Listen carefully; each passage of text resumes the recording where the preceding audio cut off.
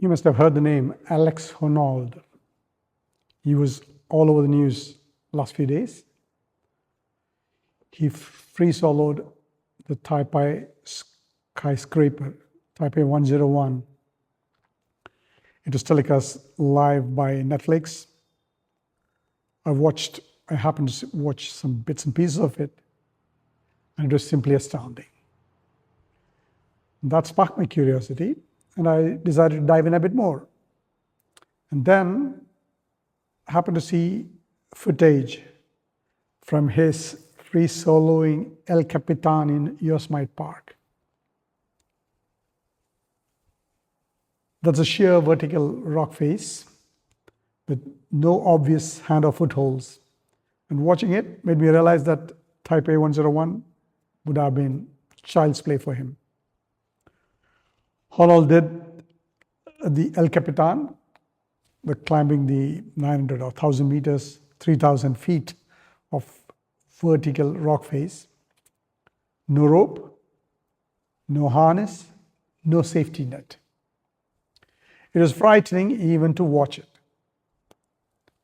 And I read and I heard people say that many consider it as the greatest athletic event of our times. But that made me also wonder, is it, or is it sheer recklessness? One slip and it's over.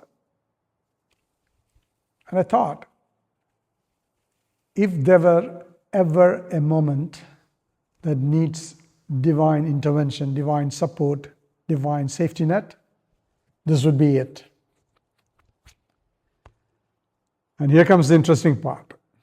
Honnold is an atheist, by his own words, and quite firmly so.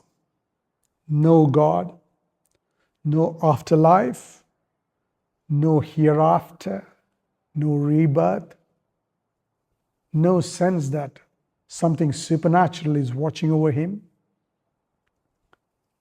and yet absolute discipline, control, and calm.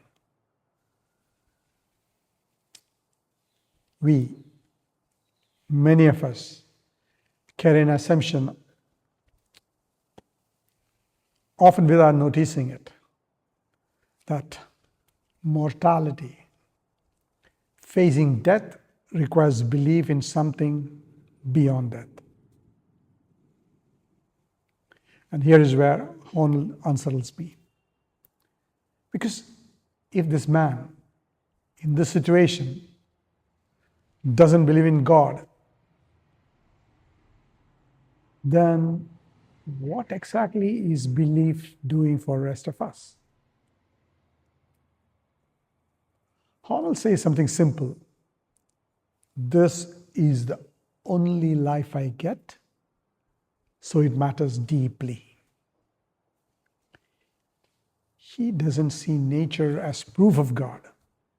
And I'm talking this based on whatever I read about him, his interviews, etc. For him, the mountain is not sacred, but because it was created by a divine force. It is sacred because it is real, unforgiving, and demands his complete presence. For him, the absence of an afterlife doesn't make life meaningless. In fact, it makes it sharper. And here, I turn the lens inward. So, I'm a bit confused here. I'm the one who does not see that events in my life are products of divine intervention. I even sometimes joke, if there's a God, he no longer interferes. He's like a parent who has stepped back and let the children learn. So I can view Honnold's act with an engineering mind also, probabilistically. The climb is influenced by many parameters, random parameters that influences the outcome. Grip quality, foothold friction, his physiological state, weather, condition of the rock, the effects on the rock face, etc., etc., etc. And then ask the question, what is the probability that somewhere on this 900-meter route, resistance is less than the load, or load is greater than the resistance, and he falls? In other words, what's the probability over thousands of moves and many uncertainties that something goes wrong and he dies? For a structure,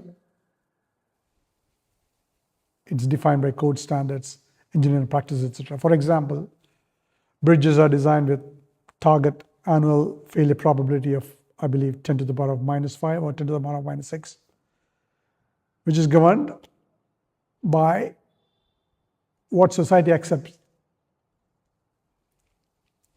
for the small chances of failure that can result in multiple casualties.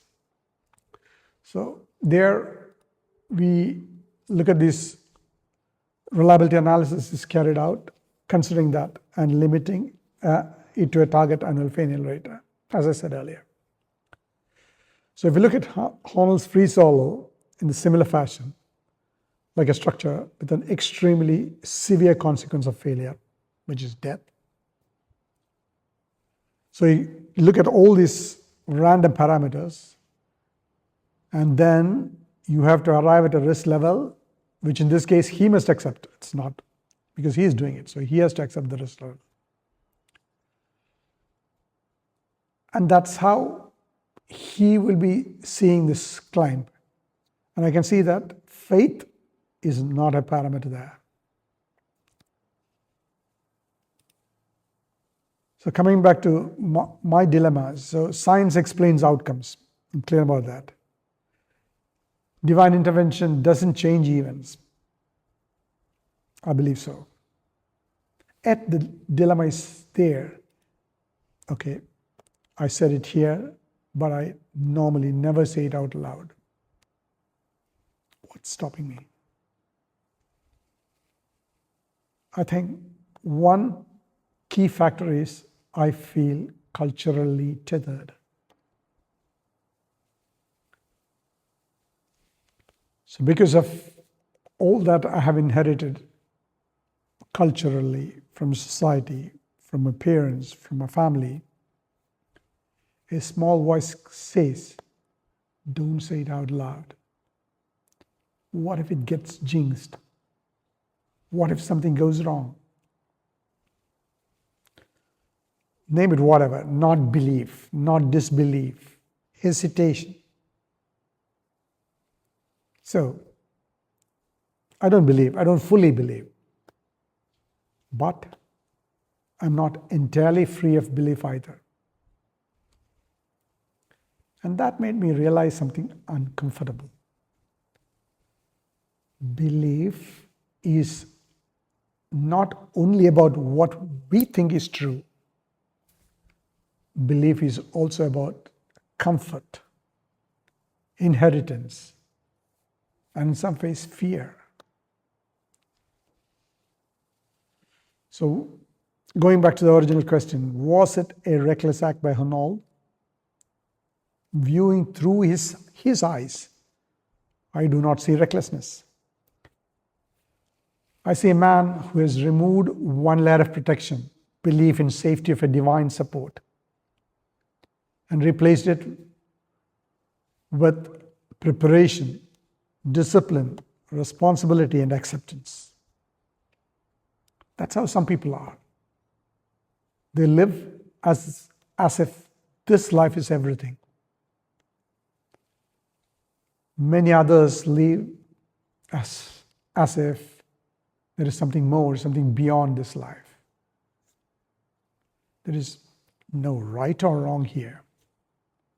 Both are ways of facing the same truth, that life is uncertain and death is real. Some hold on to faith. Some hold on to loss of signs, preparation, with a clear understanding of risks, acceptance, risk and key factor, acceptance of the consequences. And some like me live somewhere in between. So the real question, so what's the real question here? It's not whether God exists or not. Perhaps the real question is how much uncertainty can we live with? Yeah. How much uncertainty can we live with?